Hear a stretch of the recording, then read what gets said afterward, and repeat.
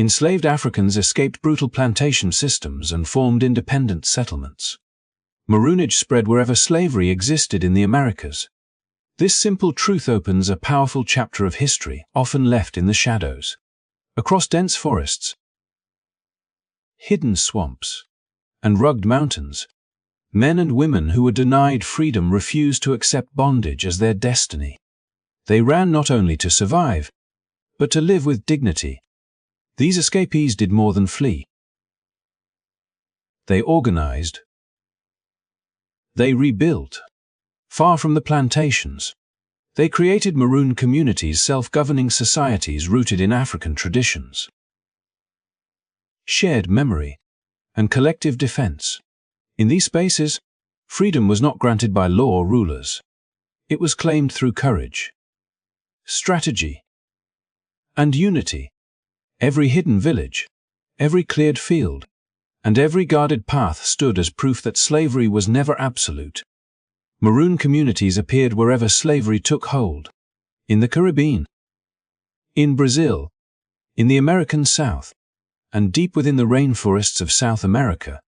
Though separated by distance, they shared the same purpose: to exist beyond control, beyond chains, and beyond fear. Their very survival challenged the plantation system and forced colonial powers to confront the reality that resistance was constant and unstoppable. This is not only a story of escape, but a story of imagination. The imagination to envision life beyond oppression, to protect culture, language, and identity under the most dangerous conditions.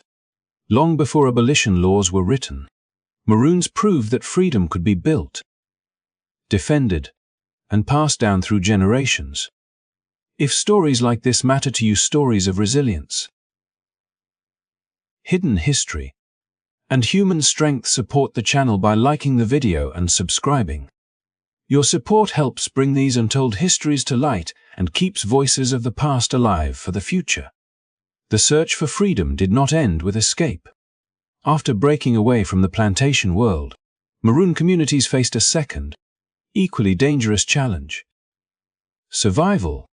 The question was not only how to live freely, but where freedom could endure. The answer lay far from colonial roads and patrol routes, in landscapes that outsiders feared and rarely understood.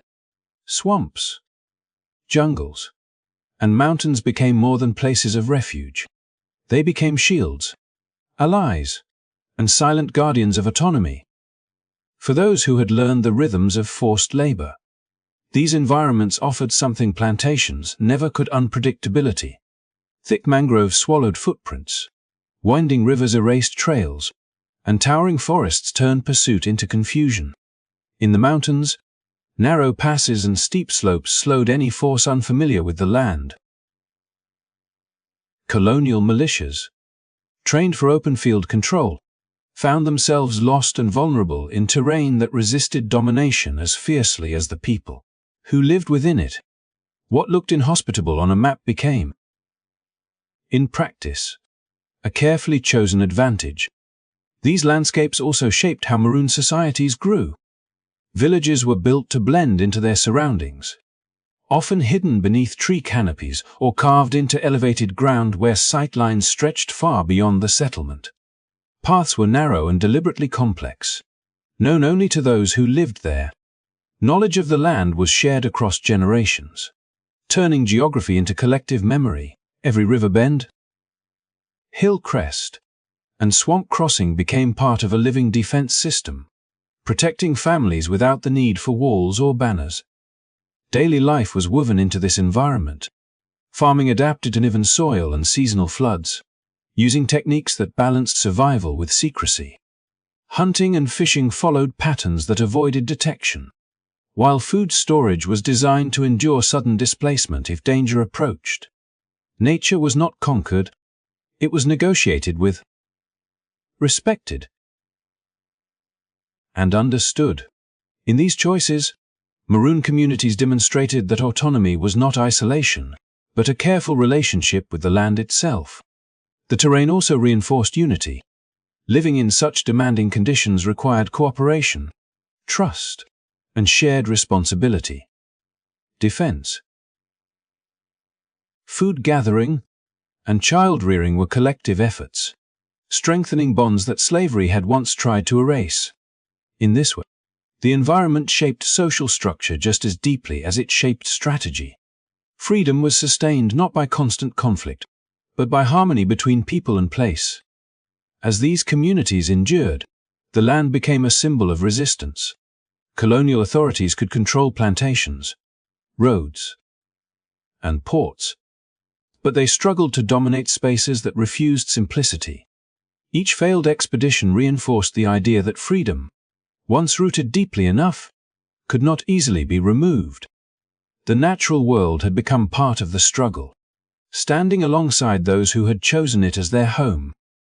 Through swamps that concealed, jungles that confused, and mountains that protected, Maroon communities transformed geography into a foundation for lasting independence. Their choices connected escape to survival, survival to autonomy, and autonomy to identity.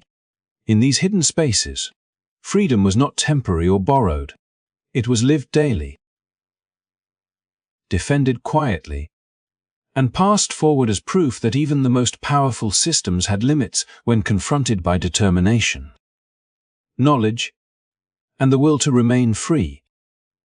Freedom, once secured through escape and protected by the land, demanded structure to endure. In the hidden villages shaped by forests, swamps, and mountains, Maroon communities faced a vital question: how to govern themselves without repeating the systems that had once confined them. The answer did not come from colonial rulebooks, but from memory, carried across oceans and preserved through storytelling. African models of leadership quietly resurfaced, guiding how these new societies organized power, resolved conflict, and defined belonging. Leadership among Maroons rarely rested in the hands of a single ruler detached from the people. Instead, authority flowed through a balance of chiefs, elders, and councils, each serving a distinct role within the community.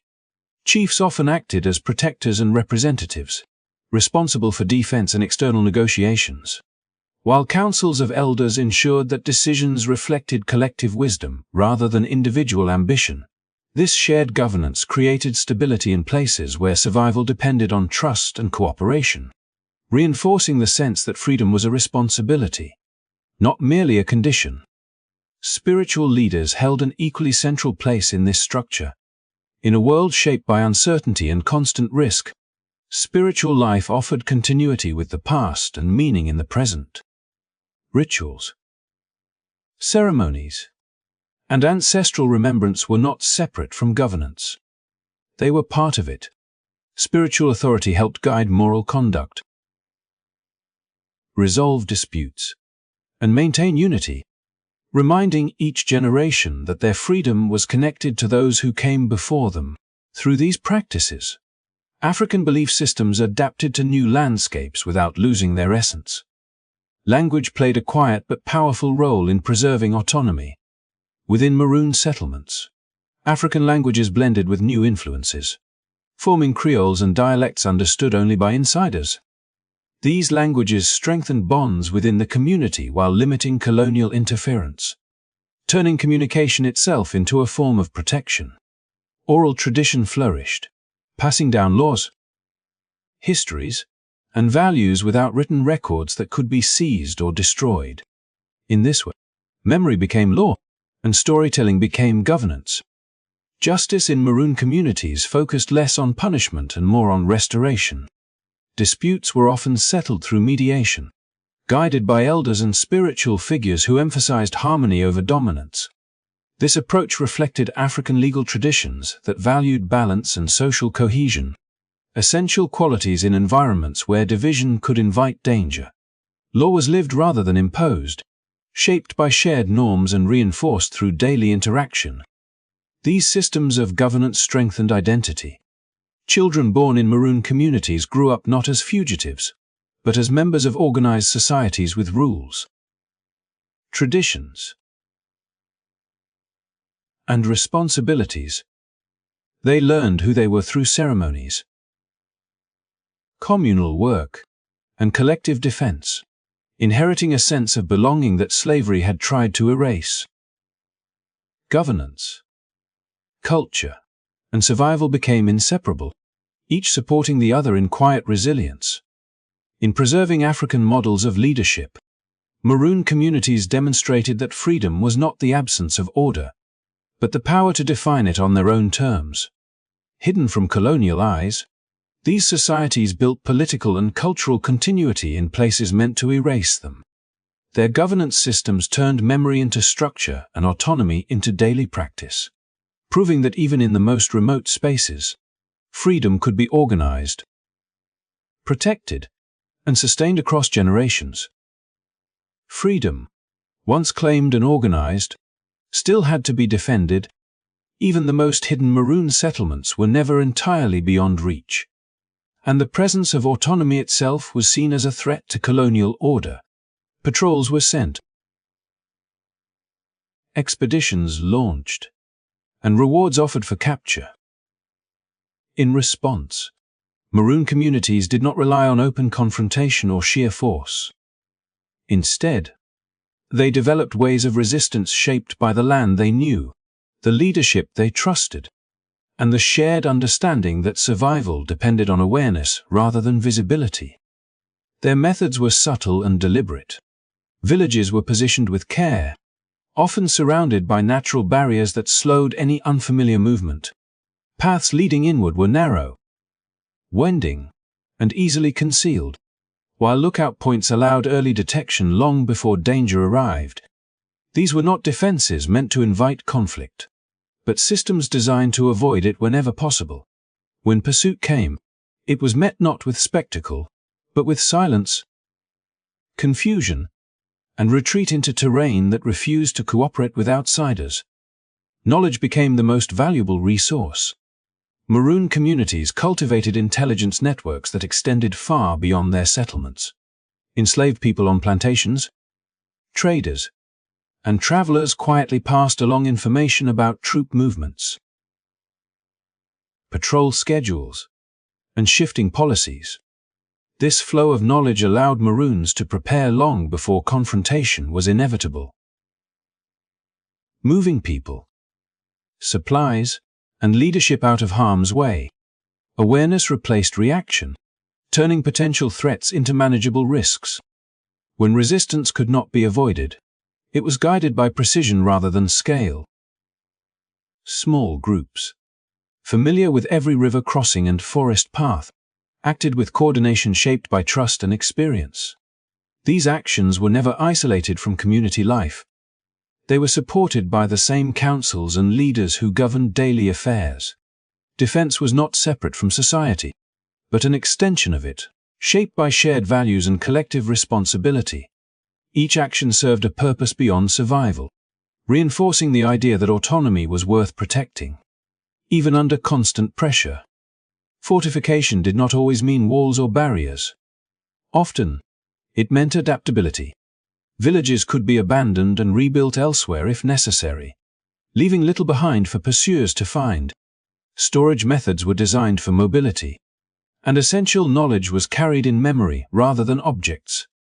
This flexibility denied colonial forces the decisive outcomes they sought, turning campaigns into prolonged efforts with diminishing returns. The inability to locate, engage, or contain these communities exposed the limits of control.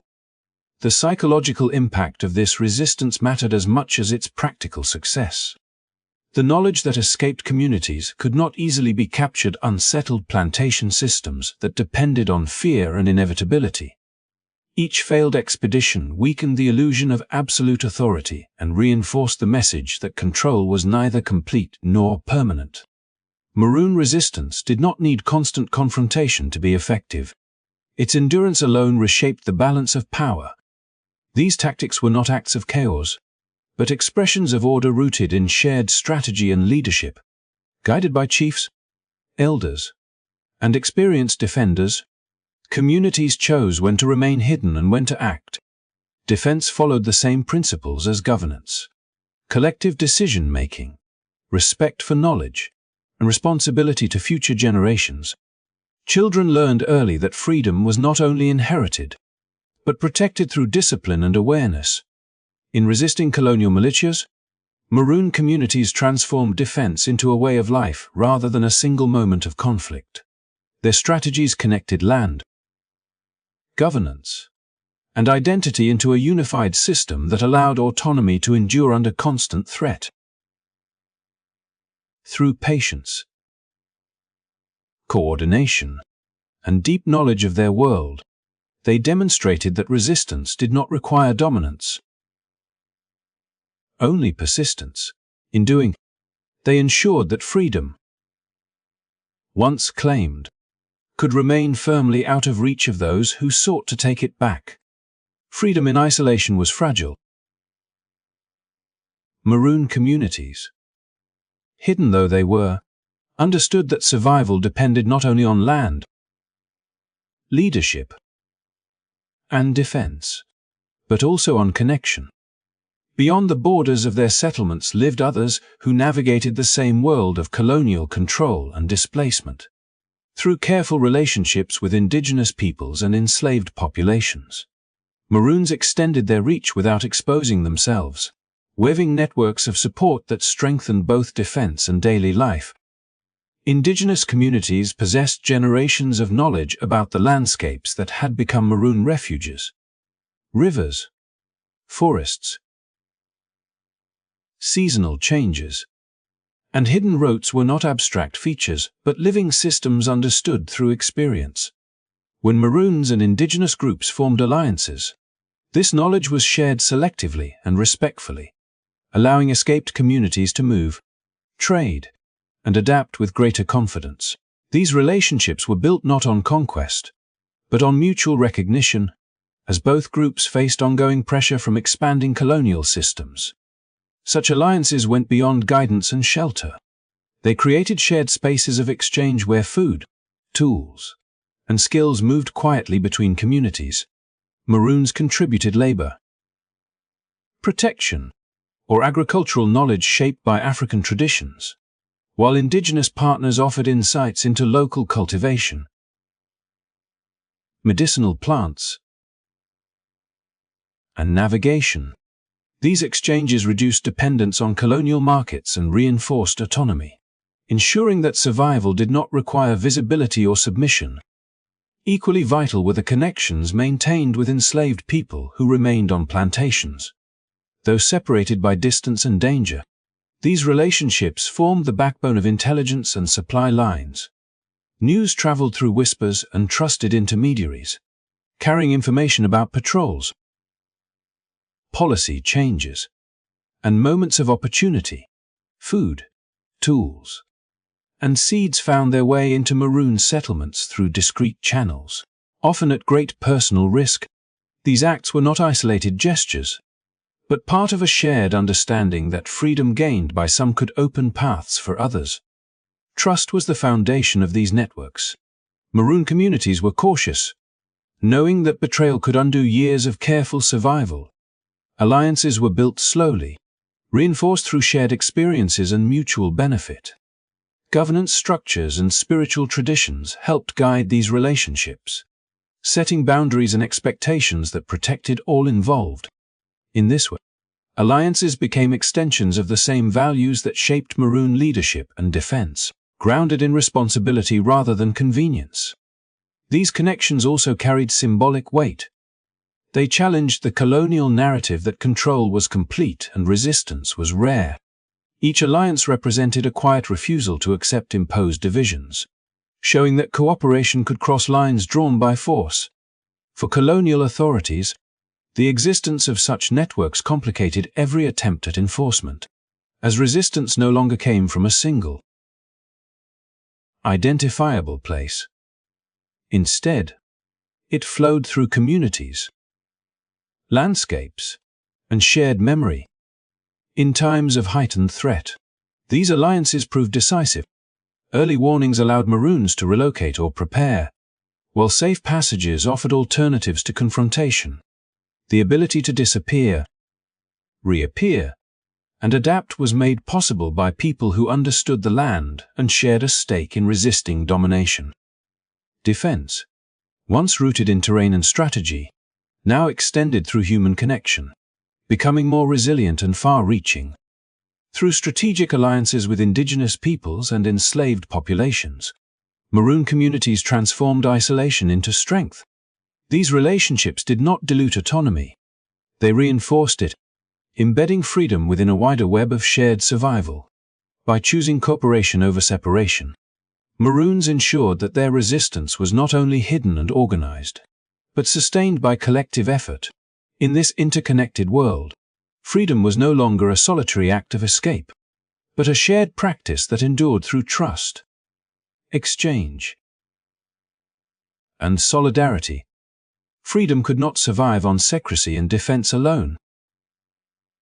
After escape, settlement, governance, resistance, and alliance, Maroon communities faced a quieter but equally decisive challenge: how to sustain daily life without becoming dependent on the systems they had rejected.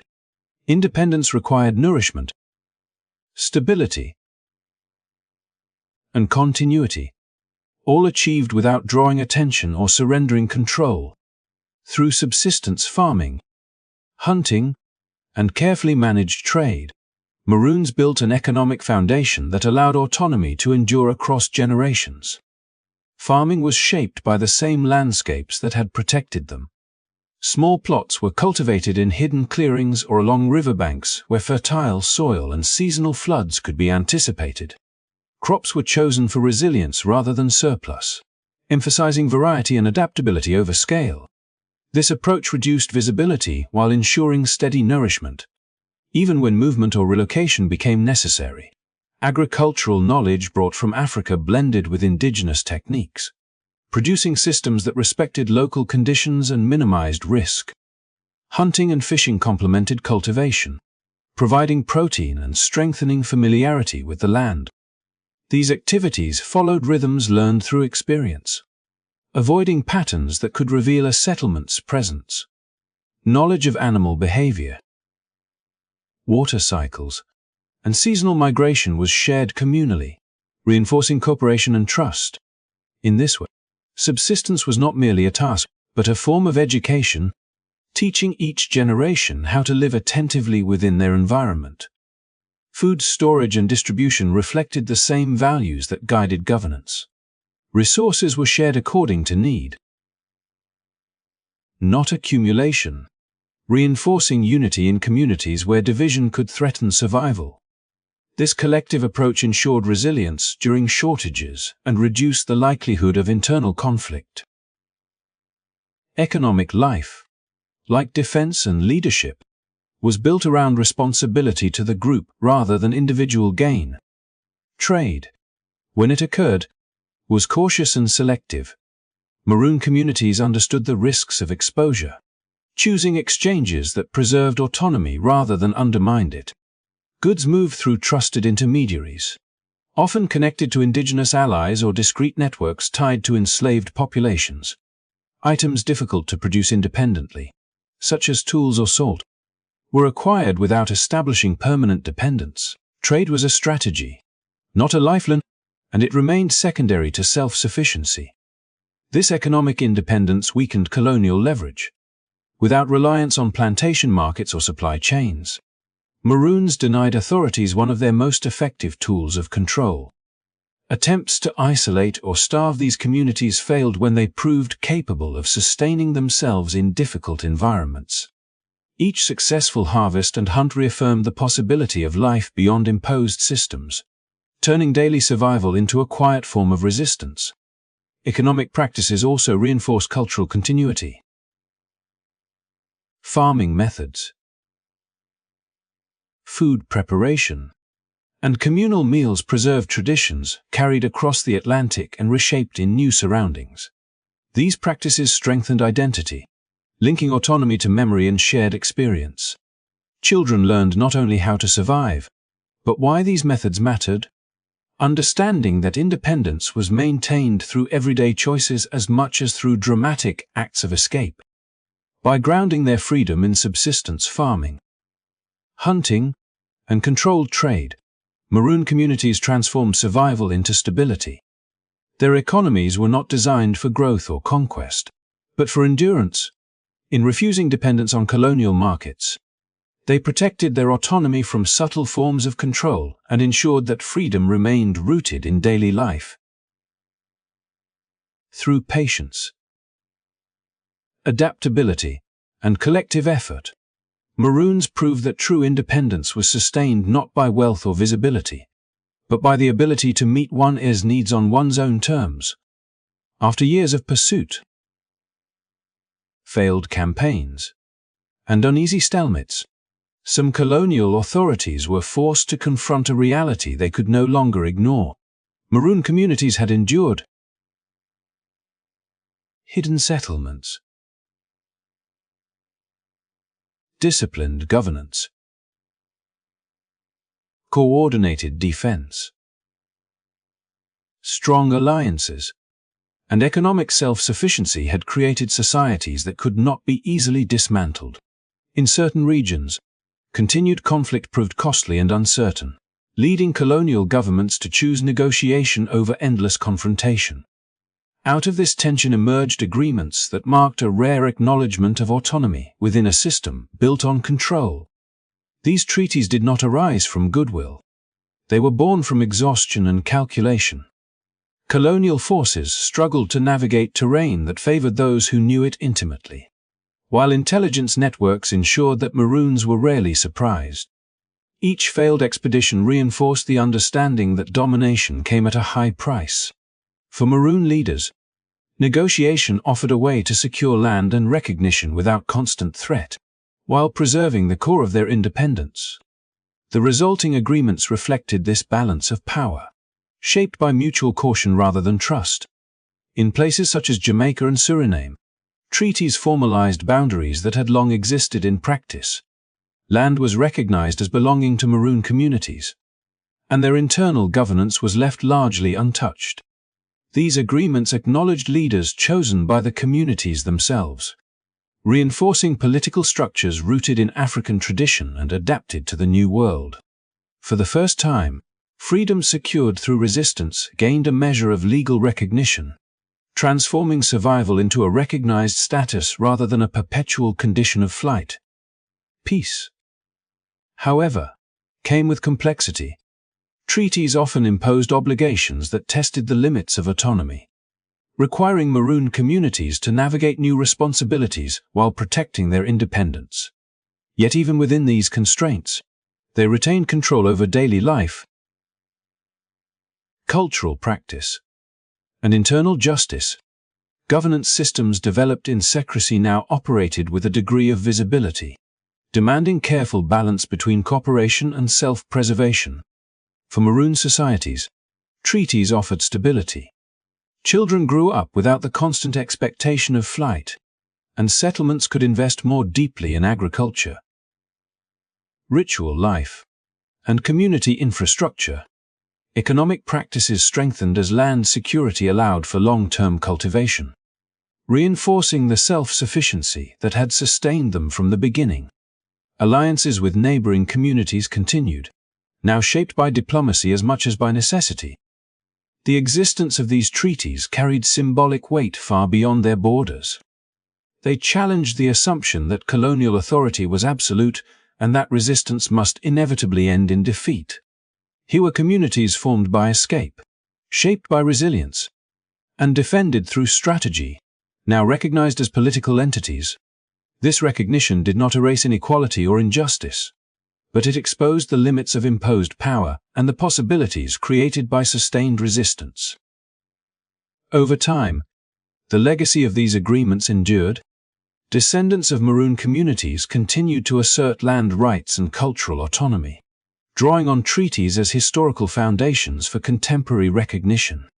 Governance structures rooted in African tradition adapted to new legal landscapes, preserving identity while engaging with modern states. What began as survival in hidden terrain evolved into a lasting presence, grounded in both memory and law. Through treaties that granted land and autonomy, Maroon communities transformed resistance into endurance. These agreements marked a rare moment when freedom seized through courage and persistence was acknowledged, if imperfectly, by those who once sought to erase it. In this transition from conflict to negotiated peace, the story of Maroons gained another dimension, showing that autonomy could move from the margins into recognition without surrendering its core. Not every Maroon community reached a moment of negotiation or recognition. While some secured fragile peace through treaties, others stood in the direct path of relentless campaigns meant to erase them entirely. These communities, no less organized or resilient, faced a different outcome shaped by geography, political interests, and the determination of colonial authorities to make an example of resistance. Their stories reveal the cost of freedom in a world unwilling to tolerate it.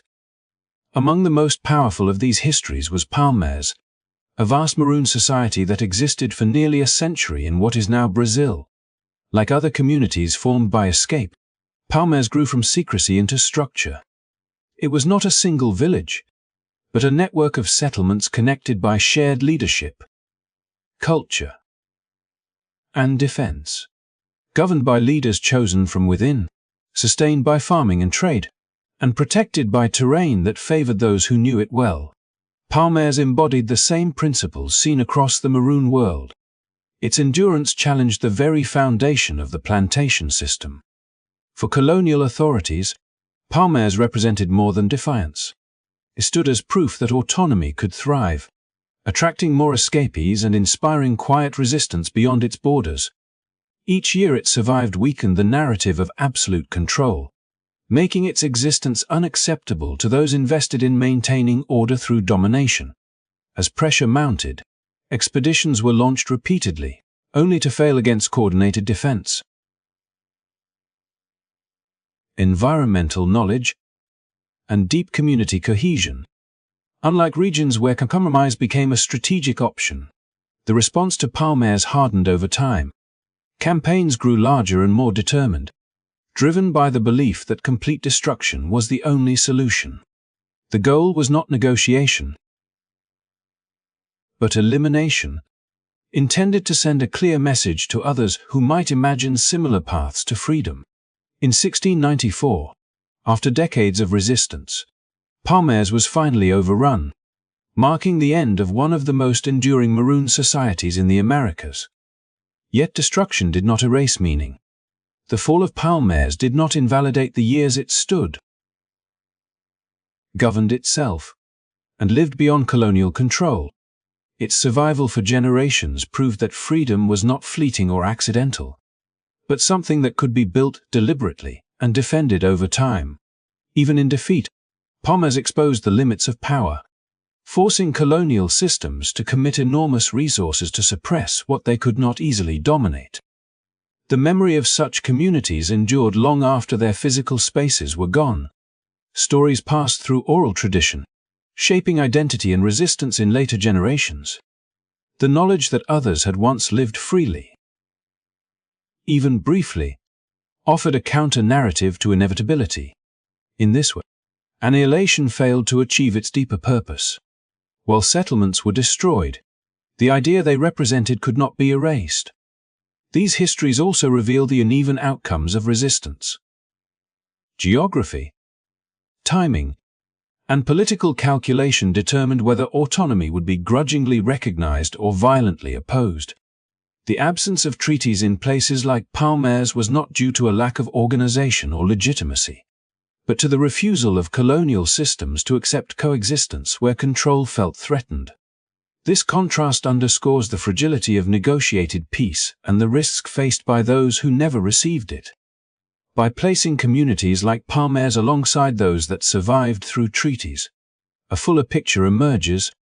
Maroon history is not a single path, but a spectrum of outcomes shaped by resilience and repression alike.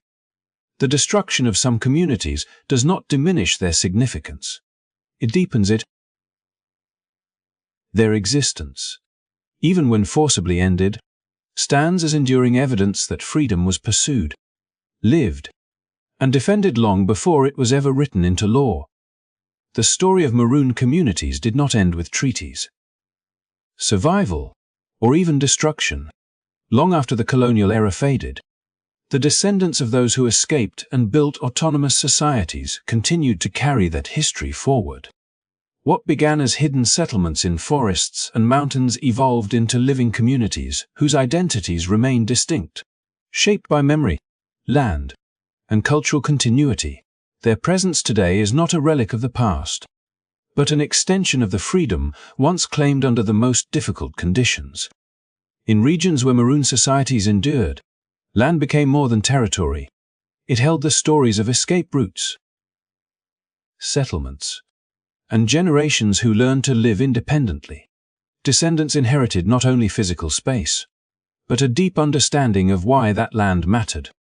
Fields, rivers, and forests were tied to survival and autonomy, and protecting them became a way of honoring those who had first chosen freedom over submission. This connection strengthened claims to land that governments could no longer easily dismiss as temporary or symbolic. Identity within these communities remained anchored in shared history. Languages, ceremonies, music, and social customs preserved elements of African tradition while reflecting centuries of adaptation. Cultural practices once maintained in secrecy were now visible markers of continuity, linking present-day life to ancestors who governed themselves beyond colonial control. These traditions reinforced belonging, reminding each generation that their identity was forged through collective effort and resilience. Legal recognition, where it emerged, did not appear suddenly. It followed decades of persistence by Maroon descendants who asserted rights rooted in historical presence and documented agreements. Treaties signed centuries earlier became tools in modern struggles for recognition, demonstrating that autonomy had been acknowledged long before contemporary legal systems took shape. In several countries, courts and governments eventually recognized land rights and cultural protections, validating claims grounded in lived history rather than abstract principle.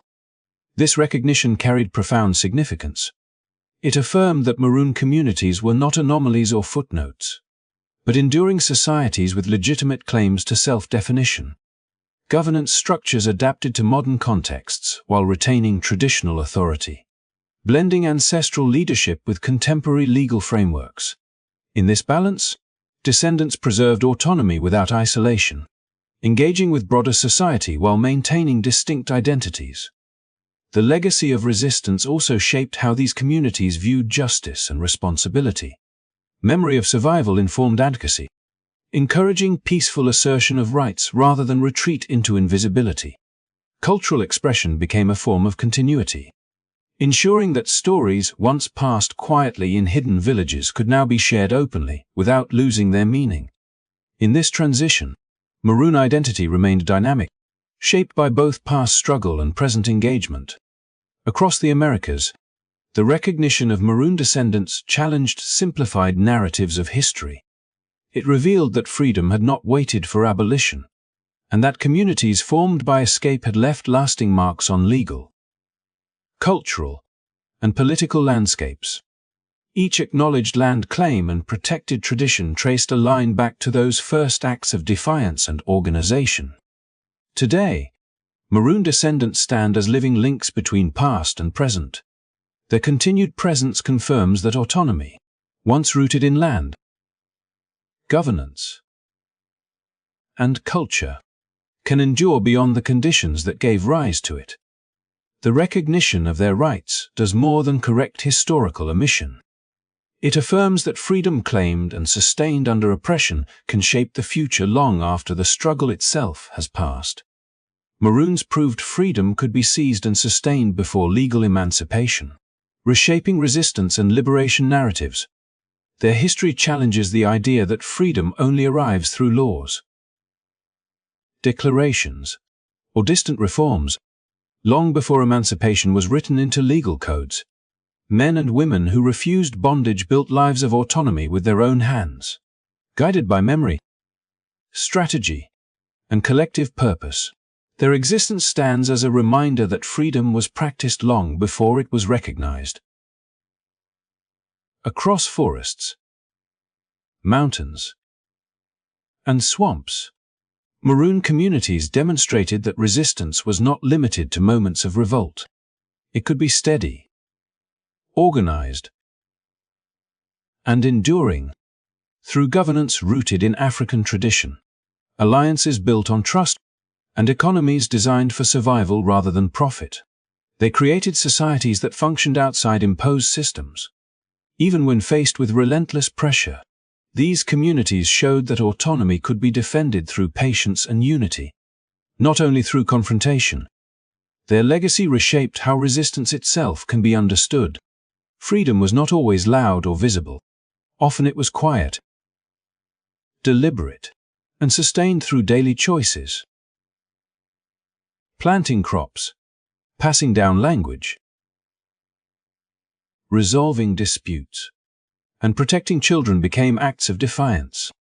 In this way, Maroons expanded the meaning of resistance beyond rebellion, showing that survival and self-determination were equally powerful forms of struggle. The impact of Maroon communities extended far beyond their borders. Their endurance unsettled colonial systems by proving that control was never absolute. Every year a Maroon settlement survived weakened the idea that bondage was inevitable, offering hope to those still trapped within plantation systems. Even after some communities were destroyed, their stories continued to circulate, shaping future movements for justice and liberation. Memory itself became a form of resistance. Today, the descendants of Maroons carry this history forward through preserved culture, land rights, and distinct identities. Their recognition in several countries affirms that freedom claimed through courage can leave lasting legal and cultural foundations. These communities remind us that emancipation did not begin with laws. It began with people who refused to accept the limits placed upon them. As this story comes to a close, it invites reflection on how freedom is defined and defended. The Maroon experience teaches that liberation is not only a moment, but a process sustained by community, resilience, and belief in a different future. It asks us to reconsider whose stories are centered in history, and whose struggles continue to shape the world we live in today. Thank you for taking the time to listen and engage with this journey through Maroon history. If this story deepened your understanding or inspired reflection, please support the channel by liking the video and subscribing. Your support helps ensure that these powerful, often overlooked histories continue to be shared and remembered.